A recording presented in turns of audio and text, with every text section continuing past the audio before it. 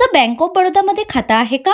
मग ही बातमी शेवटपर्यंत नक्की पहा, कारण आरबीआयने बँक ऑफ बडोदा या बँकेवर तब्बल 63 लाखांहून अधिक रुपयांचा दंड ठोठावलाय. नेमकं काय घडलं? तुमच्या खात्यातील पैसे सुरक्षित आहेत का?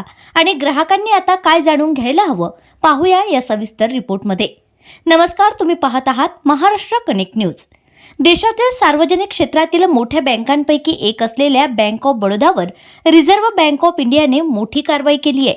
नियमांचं उल्लंघन केल्याप्रकरणी आरबीआयने बँकेवर 63.60 लाख रुपयांचा दंड ठोठावलाय. याशिवाय जीआयसी हाऊसिंग फायनान्स या कंपनीवरही 3.10 लाख रुपयांचा दंड ठोठावण्यात आला आहे. आता प्रश्न असा आहे की इतका मोठा दंड का झाला? आरबीआयने बँक ऑफ बडोदाच्या खात्यांची तपासणी केली असता 2 गंभीर त्रुटी आढळून आल्या.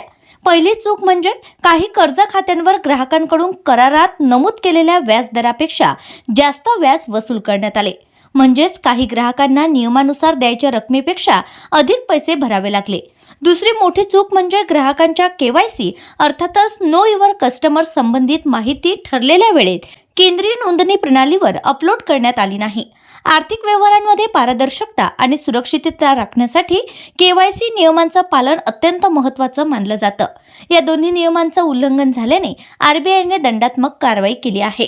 याचवेळी जीआयसी हाऊसिंग फायनान्सलाही ग्राहकांच्या खात्यांवरील जोखमीचं परीक्षण करण्यासाठी दर 6 महिन्यांनी आवश्यक असलेल्या स्क्रीनिंग प्रक्रिया न राबवल्यामुळे 3.10 लाख रुपयांचा दंड ठोठावण्यात आलाय. विशेष म्हणजे काही दिवसांपूर्वीच आरबीआयने कॅनरा बँकेवरही 41.80 लाख रुपयांचा दंड केला होता.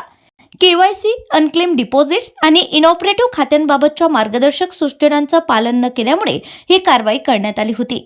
त्यामुळे अल्पावधीतच 2 मोठ्या सरकारी बँकांवर आरबीआयने कारवाई केल्याने बँकिंग क्षेत्रात मोठी चर्चा सुरू झाली आहे. मात्र या सर्व घडामोडींमध्ये सर्वसामान्य ग्राहकांसाठी सर्वात महत्त्वाचा प्रश्न म्हणजे माझं बँक ऑफ बडोदामध्ये खातं असेल तर माझे पैसे सुरक्षित आहेत का?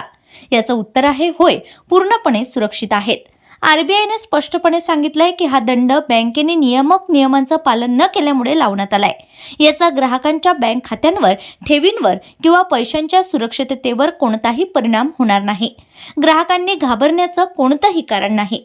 दरम्यान आणखी एक महत्त्वाची बाब म्हणजे या कारवाईच्या काही दिवसांपूर्वीच Canara bank, bank of Baroda आणि इंडियन बँक या 3 सरकारी बँकांनी मिळून केंद्र सरकारला 7,023 कोटी रुपयांचा लाभांश दिला होता.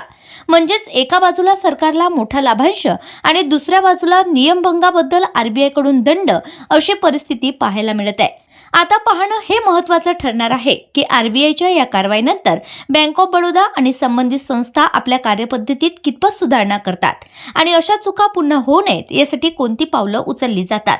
या प्रकरणाबद्दल तुमचं मत काय आहे? बँकांनी नियमांचं उल्लंघन केल्यास आणखी कठोर कारवाई व्हायला हवी का?